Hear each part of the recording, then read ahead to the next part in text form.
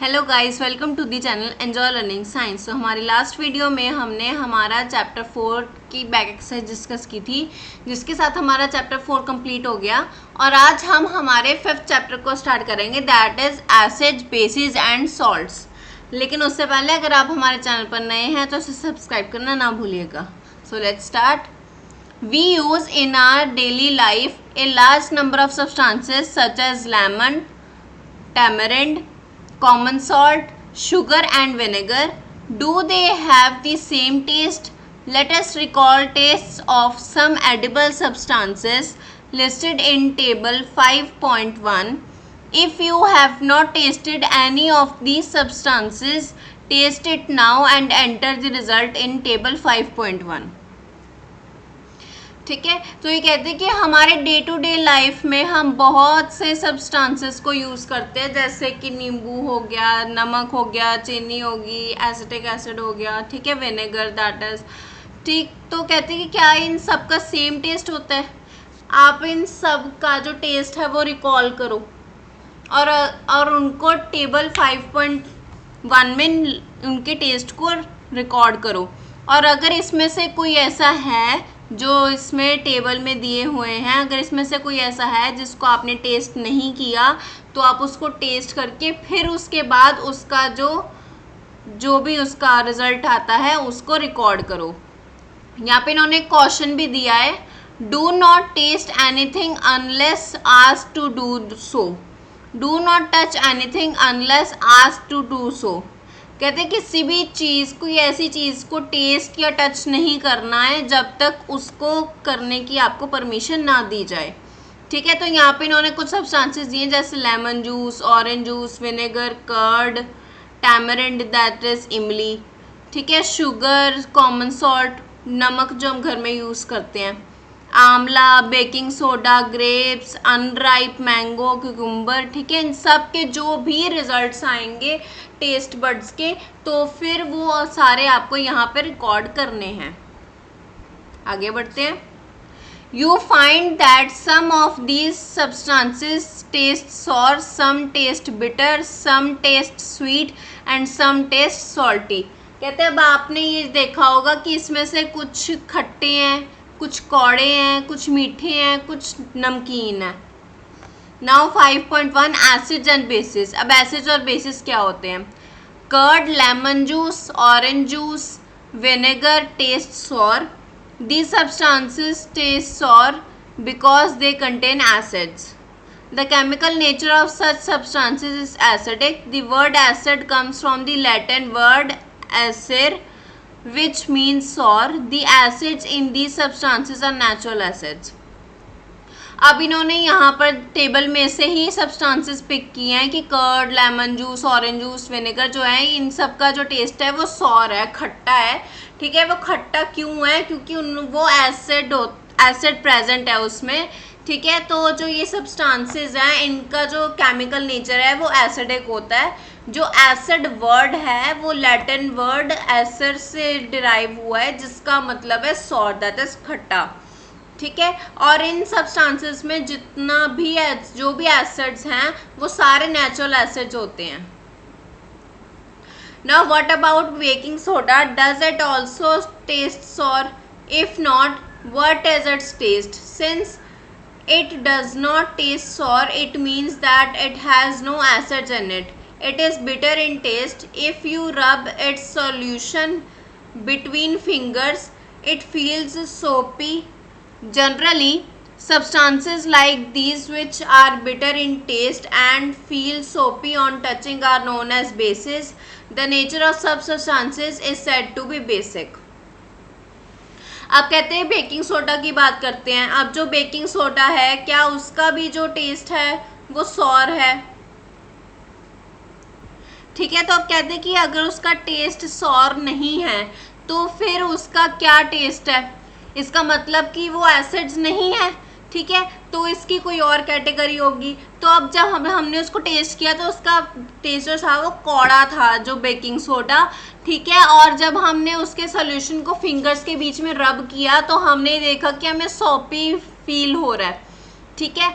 और जनरली जो ऐसे सब्सटेंसेस जिनका जो टेस्ट है वो बिटर होता है और वो उनको रब करने से वो सॉपी अपीयरेंस देते हैं, तो उनको बेसिस कहते हैं। और ऐसे सब्सटेंसेस का जो नेचर है वो बेसिक होता है। If we can not test everything, every substance, how do we find its nature.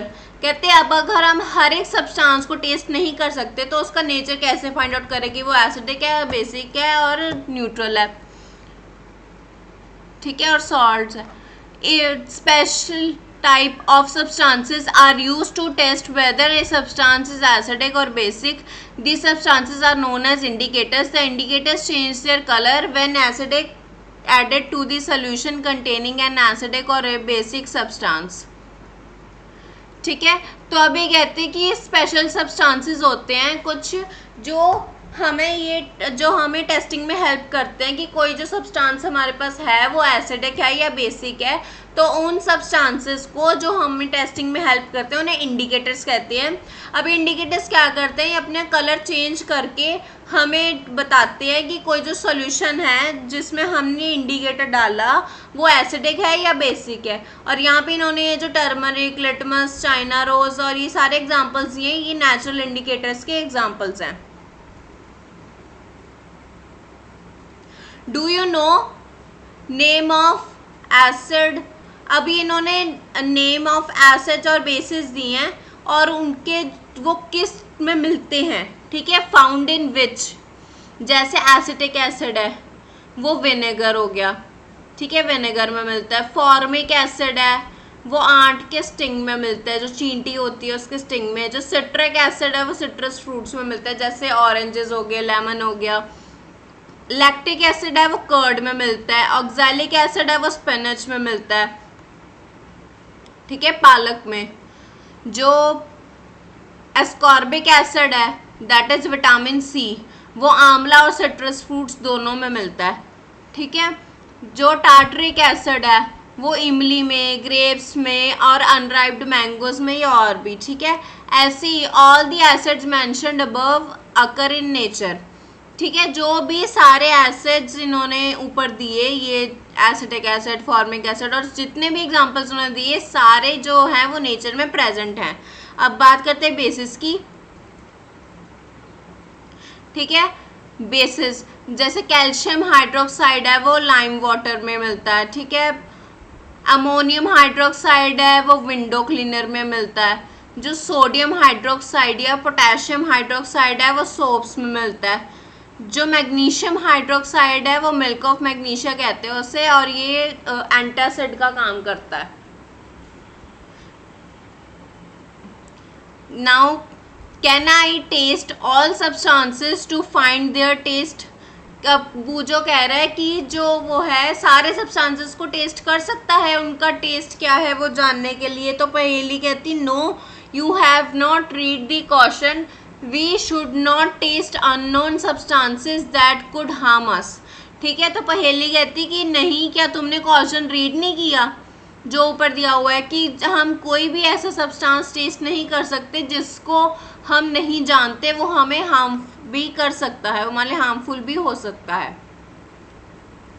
Now 5.2 natural indicators around us. अब हमारे आसपास कौन से नेचुरल इंडिकेटर्स हैं उसके बारे में डिस्कस करते हैं। First is litmus, that is a natural die, ठीक है। The most common used natural indicator is litmus. It is extracted from lichens. It has a mauve purple color in distilled water. When added to an acidic solution it turns red, and when added to the basic solution it turns blue. It is available in the form of solution or in the form of strips of paper known as litmus paper. Generally it is available as red and blue litmus paper. ठीक है, अब कहते हैं जो सबसे common natural indicator है that is litmus, ठीक है। और ये किससे मिलता है, ये लाइकन से मिलता है, ठीक। और ये जो है वो डिस्टिल्ड वाटर में, मतलब जिसका pH 7 है वाटर का, उसमें ये पर्पल कलर देता है। और जब इसको एसिडिक सोल्यूशन में डालो तो ये रेड कलर देता है, अगर इसको बेसिक में डालो तो ये ब्लू कलर देता है, ठीक है। और जो लिटमस का है, लिटमस है वो दो तरह से मिलता है, वो सोल्यूशन में भी मिलता है, वो in the form of strips, paper strips में भी मिलता है, जिनको हम लिटमस पेपर कहते हैं। ठीक है। और जनरली जो है वो लिटमस पेपर दो तरह के होते हैं, that is red litmus paper और ब्लू लिटमस पेपर। जो रेड लिटमस पेपर है वो बेसिस को टेस्ट करने में यूज होता है कि अगर वो रेड कलर जो है वो ब्लू में चेंज हो गया तो वो बेसिक है। ठीक है। ऐसे ही जो ब्लू लिटमस पेपर है वो एसिड्स के लिए यूज होता है कि अगर जो ब्लू कलर है वो रेड में कन्वर्ट हो गया तो जो हमारा सोल्यूशन है वो एसिडिक है। ठीक है। अब ये लाइकन्स हैं और इसमें से ये लिटमस पेपर मिलते हैं।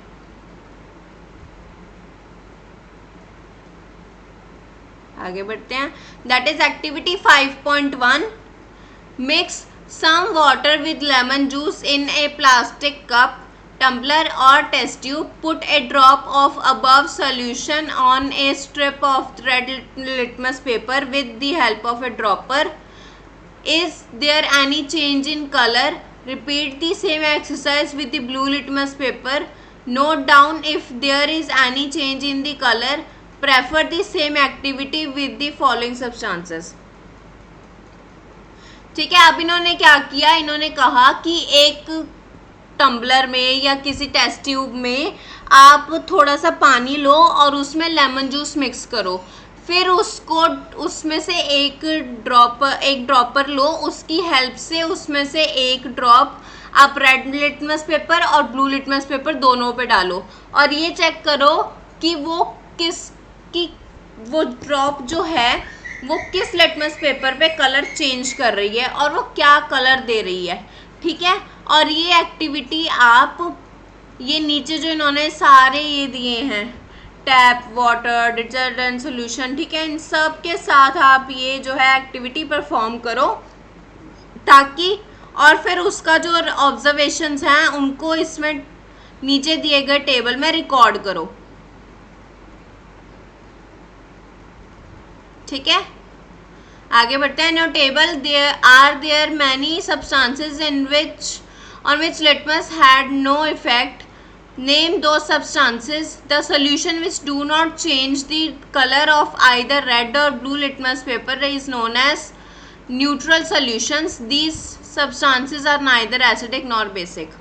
ठीक है। अब कहते हैं कि कुछ जो हमने यहाँ पर एग्जाम्पल्स लिए ये सारे, ठीक है, tap water, detergent, shampoo, salt वगैरह, ये जो सारे हमने एग्जाम्पल्स लिए, ठीक है, इसमें क्या किया हमने, सबको ट्राई किया रेड लिटमस पेपर पे भी और ब्लू लिटमस पेपर पे भी, लेकिन हमने इसमें क्या देखा कि उसमें से कुछ सॉल्यूशंस, कुछ हमारे सब्सटेंसेस ऐसे थे जिन्होंने ना तो रेड का कलर चेंज किया और ना ही ब्लू का।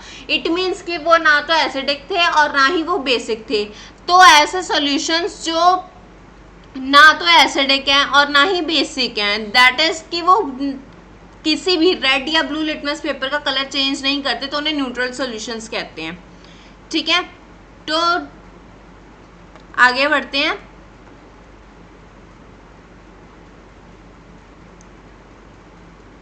ठीक। तो to prepare lime water, take some water in a tumbler and add some lime into it. Stir the solution and keep it for some time. Pour a little of the top. This is lime water. अब कहते हैं lime water बनाने के लिए आप एक tumbler में थोड़ा सा पानी लो और उसमें लाइम ऐड करो, दैट इज चूना, ठीक है, जिसको चूना बोलते हैं, वो ऐड करो और उसको स्टर करो और उस सॉल्यूशन को थोड़ी देर के लिए रहने दो। ठीक है। तो जो उसके टॉप पे जो बनेगा वो लाइम वाटर होगा। ठीक है। अभी ये जो एक्टिविटी है लिटमस पेपर की, ये फोटो में जो दिखाया है इन्होंने फिगर में, ठीक है, इसमें ये जो स्टूडेंट्स हैं वो एक्टिविटी परफॉर्म कर रहे हैं।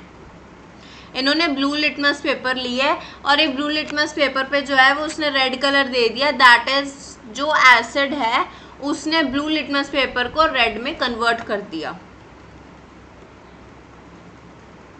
Now turmeric is another natural indicator. अब हमने पहला पढ़ा लिटमस, अब second is turmeric. Now activity 5.2, take a tablespoon full of turmeric powder, add a little water and make a paste. ठीक है, अब आपने 1 टेबल स्पून टर्मरिक पाउडर लेना है, उसमें थोड़ा सा पानी ऐड करना है और उसका पेस्ट बनाना है। ठीक है, make turmeric paper by depositing turmeric paste on blotting paper और filter paper and drying it. Cut thin strips of the yellow paper obtained. अब आपने उस पेस्ट का जो है वो टर्मरिक पेपर बनाना है किसी फिल्टर पेपर पे या ब्लॉटिंग पेपर पे, उसको स्प्रेड करके और उसको ड्राई कर लेना है। और ड्राई करने के बाद जो येलो पोर्शन है, जो येलो पेपर है, उसको स्ट्रिप्स में कट कर लेना है। ठीक है, put A drop of shop solution on A strip of turmeric paper. What do you observe. अब कहते हैं कि उस पर आपने एक सॉप सोल्यूशन का जो है वो ड्रॉप डालना है टर्मरिक पेपर की स्ट्रिप पर, और आप क्या ऑब्जर्व करोगे।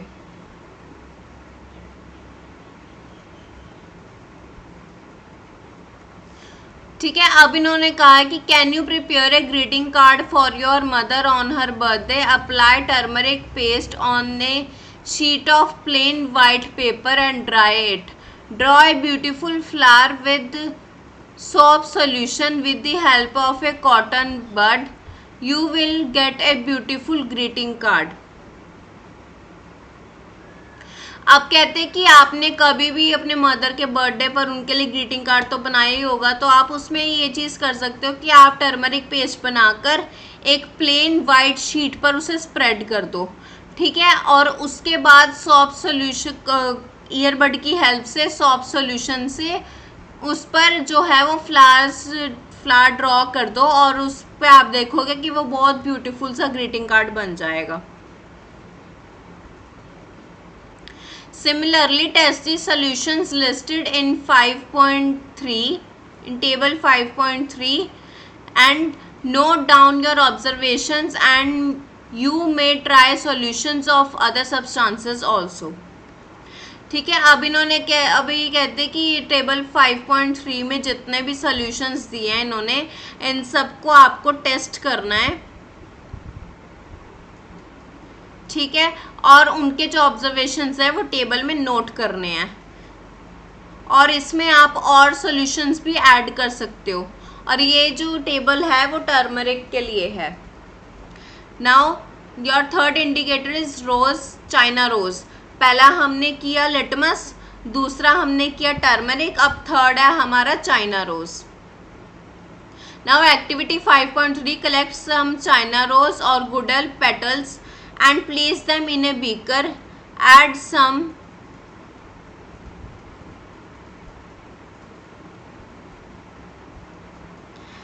some warm water. Keep the mixture for some time till water becomes colored. Use the colored water as an indicator. Add 5 drops of the indicator to each of the solutions given in table 5.4. What is the effect of the indicator on acidic, basic and neutral solutions?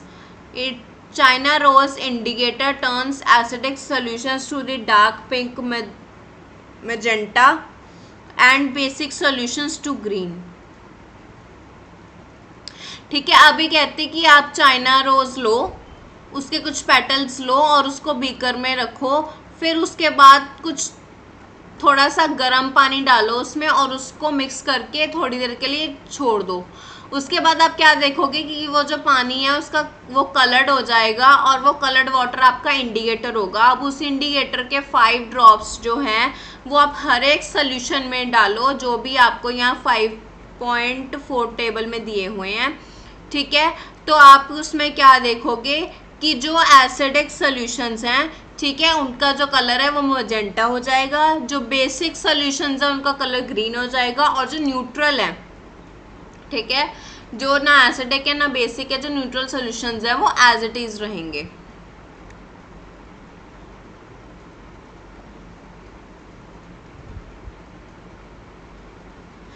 ठीक, तो यहाँ पे इन्होंने ये कहता Boojho, I understood why a turmeric stain on my white shirt is turned to red when it is washed with soap, it is because the soap solution is basic. ठीक है, अब बूझो कहता है कि मैं अब समझ गया कि जो मेरी शर्ट पे जो टर्मरिक का स्टेन लगा था, जो हल्दी का स्टेन लगा था, वो वाइट शर्ट पे वो रेड में क्यों चेंज हो गया, जब उसको सॉप के साथ वॉश किया, क्योंकि जो सॉप सोल्यूशन है वो बेसिक है, तो उसने जो टर्मरिक है जो रेड कलर दे दिया।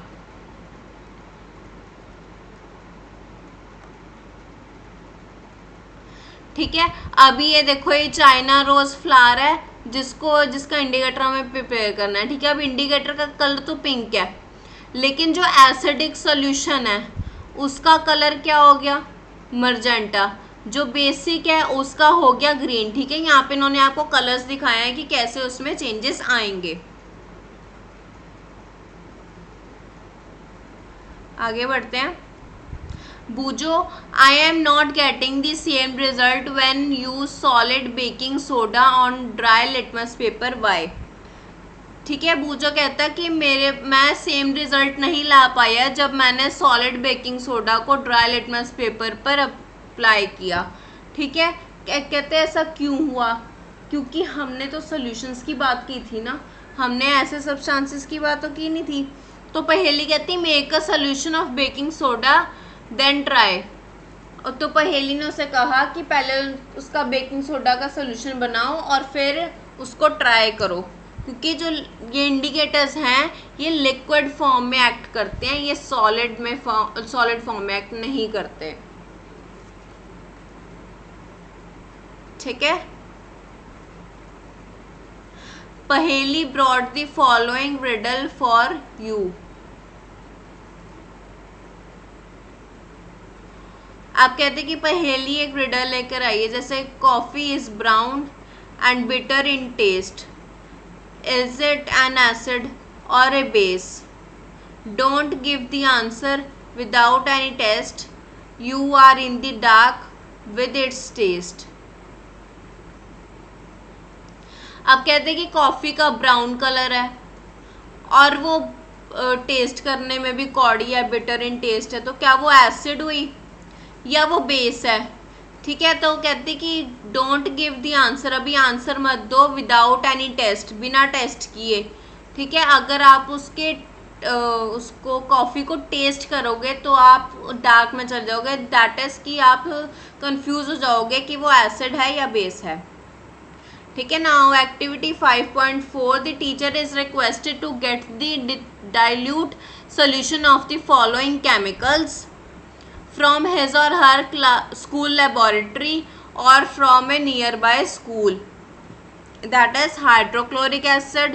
ठीक है, आप कहते हैं कि टीचर ने रिक्वेस्ट किया कि उसको डाइल्यूट सॉल्यूशन चाहिए इन केमिकल्स के। ठीक है, इन केमिकल्स का जो है वो डाइल्यूट सॉल्यूशन चाहिए। ठीक है, चाहे वो उसके स्कूल की लेबोरेटरी में से हो या फिर स्कूल के आसपास से कहीं से। ठीक है, और इन सारे एसिड्स को, जो सारे आपको नाम दिए हैं, इन सब को, एसिड को, बेसिस को, इनको सारे को इनका डाइल्यूट आगे लिखकर, जैसे dilute hydrochloric acid, dilute calcium hydroxide, dilute acetic acid. ठीक है, ये यहाँ पे आपको इसका नेम लिख के टेबल कंप्लीट करना है। ठीक, नाउ पहले इनको सॉल्यूशंस को लिखना है। ठीक है, डाइल्यूट सॉल्यूशंस को लिखना है, फिर उसके बाद उसमें जो लिटमस पेपर है उसका एक्ट लिखना है, फिर टर्मरिक पेपर का एक्ट लिखना है और फिर चाइना रोज सॉल्यूशन का लिखना है। मतलब कि हमने जो अभी तक 3 इंडिकेटर्स रीड किए हैं उन तीनों का क्या, वो तीनों इन सॉल्यूशंस के साथ क्या रिजल्ट देते हैं वो हमने देखना है। ठीक है, तो उसके साथ आपको ये अपना टेबल 5.5 कंप्लीट करना है। Are you familiar with the term acid rain? Have you ever heard about damaging effect of acid rain? As the name indicates, the rain containing excess of acids is called an acid rain. Where do these acids come from? The rain becomes acidic because carbon dioxide, sulfur dioxide, nitrogen dioxide, which are released into the air as pollutants, dissolve in raindrops to form carbonic acid। ठीक है, carbonic acid, sulphuric acid and nitric acid respectively. Acid rain can cause damage to buildings, historical moments, plants, animals etcetera. ठीक है, कहते हैं कि अब आपने acid rain के बारे में तो रीड किया ही होगा और आपने ये भी रीड किया होगा कि एसिड रेन का डैमेजिंग इफेक्ट क्या है, ठीक है, कॉजिंग क्या है उसके। आप कहते हैं कि एसिड रेन का क्या मतलब है, इसका यही मतलब है ना कि जो रेन है उसमें बहुत ज़्यादा एसिड्स हैं, ठीक है। अब वो एसिड्स कहाँ से आते हैं, जो रेन है वो एसिडिक कैसे हुई कि जो carbon dioxide, sulphur dioxide, nitrogen dioxide, ये जो है पोल्यूटेंट्स हैं, एयर पोल्यूटेंट्स हैं, ये रेन ड्रॉप्स में मिक्स होकर इन्होंने कार्बन डाइऑक्साइड ने कार्बोनिक एसिड बना दिया, सल्फर डाइऑक्साइड ने सल्फ्यूरिक एसिड बना दिया और नाइट्रोजन डाइऑक्साइड ने नाइट्रिक एसिड बना दिया। ठीक है, और ये जब एसिड उसमें मिक्स हो गए रेन वाटर में तो फिर उन्होंने मिलकर एसिड रेन बना दी। अब एसिड रेन क्या करती है, बिल्डिंग्स को, हिस्टोरिकल मोमेंट्स को, प्लांट्स, एनिमल्स, इन सबको डैमेज कर देती है। ठीक है, अब यहाँ पे एक क्वेश्चन दिया है, great care should be taken while handling laboratory acids and bases because they are corrosive in nature, irritating, harmful to skin. ठीक है, आप कहते हैं कि आपको बहुत ज़्यादा केयरफुली हैंडल करना है जब आप लैब में एसिड और बेसिस के साथ डील करते हो, क्योंकि वो इरिटेटिंग होते हैं और हार्मफुल होते हैं और कोरोसिव इन नेचर भी होते हैं। ठीक है, now demonstrate the effect of 3 indicators on each of these solutions, recorded observation table 5.5। ठीक है, जो हमने वो ऊपर टेबल रीड किया था यहाँ पे। ठीक है, ये टेबल आपको पहले बता दिया मैंने। Now 5.3, that is neutralization. We have learned that acids turn blue litmus red and bases turn red litmus blue. Let us see what happens when an acid is mixed with the base. We are going to use an indicator you have not used so far. It is called phenolphthalein. अब हम neutralisation reaction read करेंगे। आप कहते हैं कि हमने ये तो रीड किया कि जो एसिड्स हैं वो ब्लू को रेड में कन्वर्ट करते हैं, लिटमस पेपर को, और जो बेसिस हैं वो रेड लिटमस को ब्लू में कन्वर्ट करते हैं। कहते हैं अब हम ये देखते हैं कि जब हम एसिड और बेस को मिक्स कर देंगे तो क्या होगा। अब कहते हैं इसमें हम एक ऐसा इंडिकेटर यूज़ करेंगे जो आपने पहले नहीं किया, दैट इज़ फिनोल्फ्थलीन, क्योंकि हमने पहले यूज़ ही नहीं किया, पहले हमने इसका नाम ही नहीं सुना। Now activity 5.5 to be demonstrated by the teacher in the class. आप कहते हैं कि टीचर परफॉर्म करेगी आपकी क्लास में। Fill 1/4 of a test tube with dilute hydrochloric acid, note down its colour, note down the color of phenolphthalein solution also. Add 2-3 drops of the indicator to the acid. Now shake the test tube gently. Do you observe any color change of the acid? आप कहते हैं कि आपने एक test tube लेनी है, उसको 1/4 dilute hydrochloric acid से फिल कर देना है। ठीक है, 1/4 टेस्ट ट्यूब फिल करनी है और उसका कलर नोट करना है, और जो फिनोल्फ्थलीन हमारा इंडिकेटर है उसका भी कलर नोट करना है। उसके बाद आपको क्या करना है कि जो हमारा इंडिकेटर है उसके 2-3 ड्रॉप्स ऐड करने हैं एसिड में और उसको जेंटली शेक करना है, और उसके बाद उसका ऑब्जर्व करना है कि जो कलर है वो कुछ चेंज हुआ। Add to the acidic solution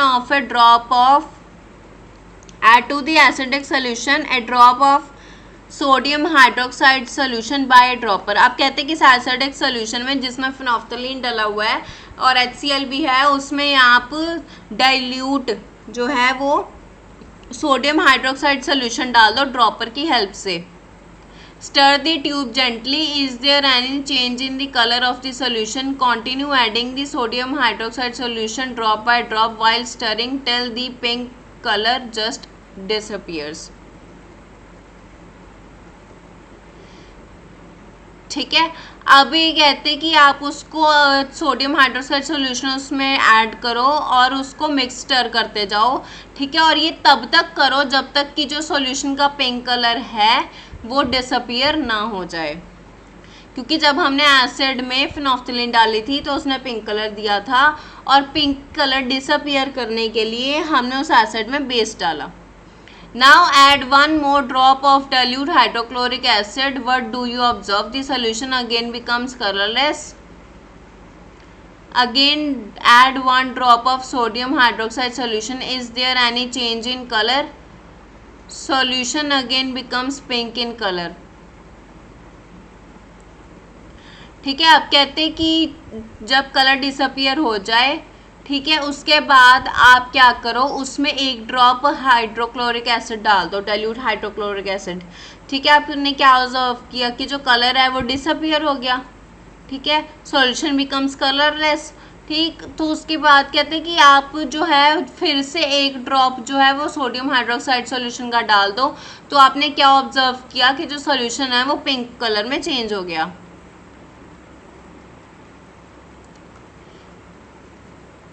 It is evident that when the solution is basic, phenolphthalein gives a pink color. On the other hand, when the solution is acidic, it remains colorless. अब कहते हैं कि इससे हमें क्या proof मिला कि जो सॉल्यूशन है जब उसमें हमने फिनोल्फ्थलीन डाला, अगर तो फिनोल्फ्थलीन के साथ बेसिक सॉल्यूशन है, ठीक है, तो वो सॉल्यूशन को पिंक कलर देगा। लेकिन अगर फिनोल्फ्थलीन के साथ एसिडिक सॉल्यूशन है तो वो सॉल्यूशन का जो कलर है वो डिसअपियर हो जाएगा।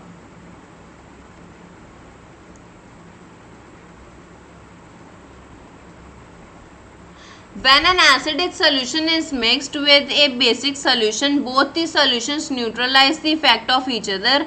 When an acid solution and a base solution are mixed in suitable amounts, both the acidic nature of the acid and the basic nature of the base are destroyed. The resulting solution is neither acidic nor basic. Touch the test tube immediately after neutralization.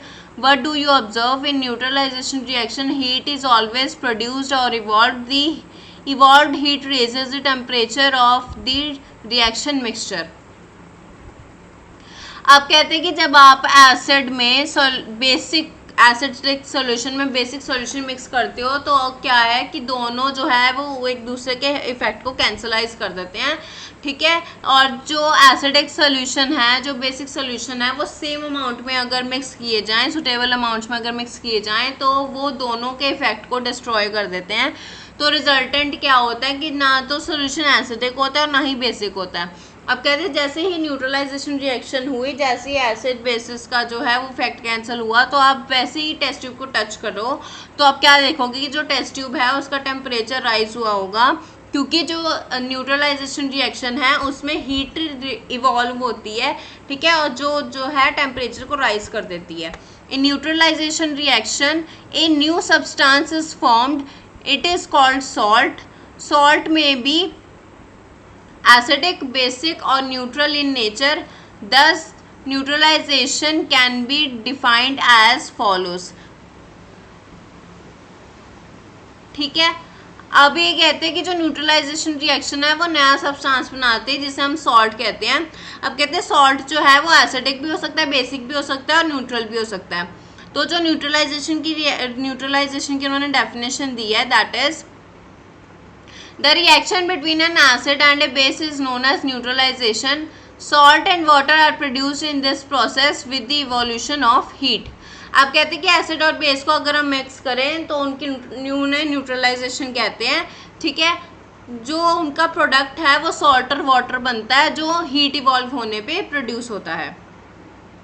अब नीचे इन्होंने ये neutralisation reaction दी है, that is acid plus base gives salt plus water और heat is evolved. The following reaction is an example, जैसे hydrochloric acid हो गया और सोडियम हाइड्रोक्साइड बेस हो गया।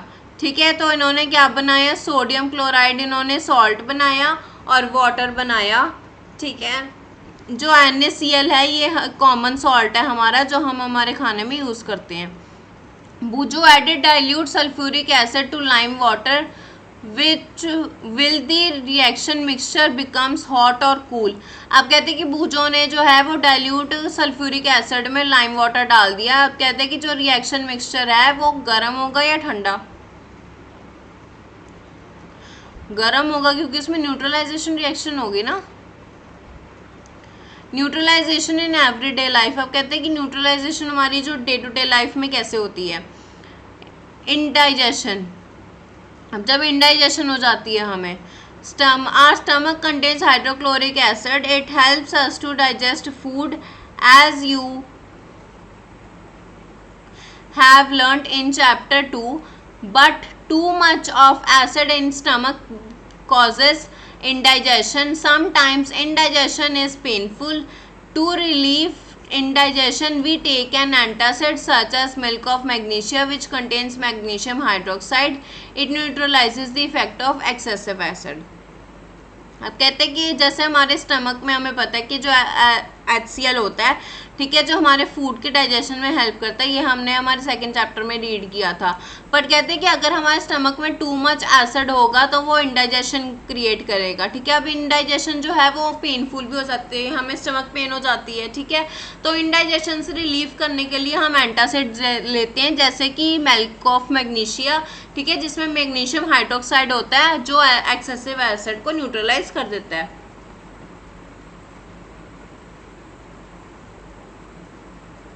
अब हमारा जो नेक्स्ट जो है वो ant bite. When an ant bites, it injects the acidic liquid, that is formic acid, into the skin. The effect of the acid can be neutralized by rubbing moist baking soda, sodium hydrogen carbonate or calamine solution which contains zinc carbonate. अब कहते हैं कि जब वो हमारे को कोई चींटी काट लेती है तो वो हमारी बॉडी में जो एसिडिक लिक्विड रिलीज कर देती है, इंजेक्ट कर देती है, जो कि फॉर्मिक एसिड होता है. तो उसका इफेक्ट क्या होता है कि उसके इफेक्ट को न्यूट्रलाइज करने के लिए हम क्या करते हैं, या तो बेकिंग सोडा रब करते हैं. ठीक है, बेकिंग सोडा का नेम क्या है, सोडियम हाइड्रोजन कार्बोनेट. ठीक है, या फिर कैलेमाइन सोल्यूशन जो स्किन केयर जो डर्मेटोलॉजिस्ट जो है वो हमें एडवाइस करते हैं, जो कैलेमाइन सोल्यूशन एडवाइस करते हैं, जिसमें जो जिंक कार्बोनेट होता है जो आंट बाइट के जो सोल्यूशन को है वो न्यूट्रलाइज कर देता है. Now soil treatment. Excessive use of chemical fertilisers make the soil acidic. Plants does not grow well when the soil is either too acidic or too basic. When the solution is too acidic, it is treated with bases like quicklime calcium oxide or slaked lime calcium hydroxide. If the soil is basic, organic matter or compost is added to it. Organic matter releases acids which neutralizes the basic nature of the soil. आप कहते हैं कि soil treatment में अगर जो जैसे हम बहुत ज़्यादा केमिकल फर्टिलाइजर्स यूज़ करने लग गए हैं, ठीक है, हमारी प्रोडक्शन को इंक्रीज़ करने के लिए, तो वो क्या होता है कि सॉइल जो है वो एसिडिक हो जाती है. अब प्लांट्स कहते हैं कि जो अगर सॉइल एसिडिक होगी या बहुत ज़्यादा एसिडिक होगी, बहुत ज़्यादा बेसिक होगी, तो जो प्लांट्स हैं वो उसमें अपना फंक्शन परफॉर्म नहीं कर पाएंगे अच्छे से. तो सॉइल की एसिडिक नेचर को ख़त्म करने के लिए जो है उसमें क्विक लाइम या फिर स्लेक लाइम यूज़ किया जाता है. क्विक लाइम जो है वो कैल्शियम ऑक्साइड हो गया और जो स्लेक लाइम है वो कैल्शियम हाइड्रोक्साइड हो गया. ठीक है, लेकिन अगर कहते हैं कि जो सॉइल है वो बेसिक नेचर है तो उसमें हम जो ऑर्गेनिक मैटर है, जो हमारा कंपोस्ट है, वो ऐड कर देते हैं. अब उससे क्या होता है कि जो हमारा कंपोस्ट है वो एसिड रिलीज करता है जो बेसिक सॉइल को न्यूट्रलाइज करके, ठीक है, उसका बेसिक नेचर जो है वो ख़त्म कर देता है. Now factory waste. अब फैक्ट्री का वेस्ट कैसे हम न्यूट्रलाइज करते हैं. The waste of many factories contain acids which if they are allowed to flow into the water bodies, the acids will kill fish and other organisms. The factory wastes are therefore neutralized by adding basic substances. आप कहते हैं कि जो factories का waste होता है वो acids, उसमें बहुत ज़्यादा एसिड्स होते हैं, ठीक है, क्योंकि सारे केमिकल्स यूज़ किए होते हैं उसमें. आप कहते हैं कि अगर जो वेस्ट है वो हम वाटर बॉडीज़ में डाल देंगे, वाटर बॉडीज़ में छोड़ देंगे, तो फिर उसमें जो फिशेज़ हैं या फिर जो एक्वाटिक एनिमल्स हैं, प्लांट्स हैं, वो मर जाएंगे सारे. आप कहते हैं कि जो फैक्ट्री का वेस्ट है उसे न्यूट्रलाइज करने के लिए जो है उसमें बेसिक सब्सटेंसेस ऐड किए जाते हैं ताकि जो है वो एक्वाटिक लाइफ को वो हार्म ना करे.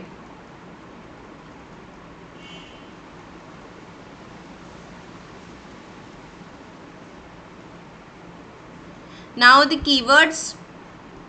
acid. अब एसिड क्या है? The substance which convert blue litmus paper into red is an acid. Acidic nature क्या हो गया? अब एसिडिक क्या हो गया?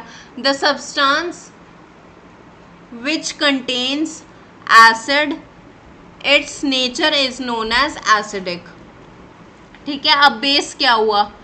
The substances which convert red litmus paper into blue are known as bases. Basic क्या हुआ? The substances which are bases have the nature basic. ठीक है, वो बेसिक नेचर के होते हैं। अब indicator, the substances which help us to detect whether the substance is acidic or basic, is an acid or base, are known as indicators. Neutral, the substance which is neither acidic, which is neither acid nor base. ठीक है, ना वो acid है ना वो base है, तो उसको हम न्यूट्रल कहेंगे। Neutralisation, the process in which the acids and bases are combined to form salts and water is known as neutralization. Salt, when the acids and bases are reacted with each other, they form the new substance called salt. ठीक है। Now what you have learnt, acids are sour in taste, generally bases are bitter in taste and soapy in touch. At acid turns blue litmus red, basis turns red litmus blue. Substances which are neither acidic nor basic are called neutral. Substances, solutions of substances that show different color in acidic, basic and neutral solutions are called indicators. An acid and a base neutralize each other and form a salt. A salt may be acidic, basic or neutral in nature. So our chapter explanation is complete. That's all for today. I hope कि आपको सारा chapter बहुत अच्छे से समझ आ गया होगा। अगर आपको वीडियो अच्छी लगे तो इसे लाइक करें, शेयर करें। मिलते हैं अगली वीडियो के साथ। Thanks for watching the video.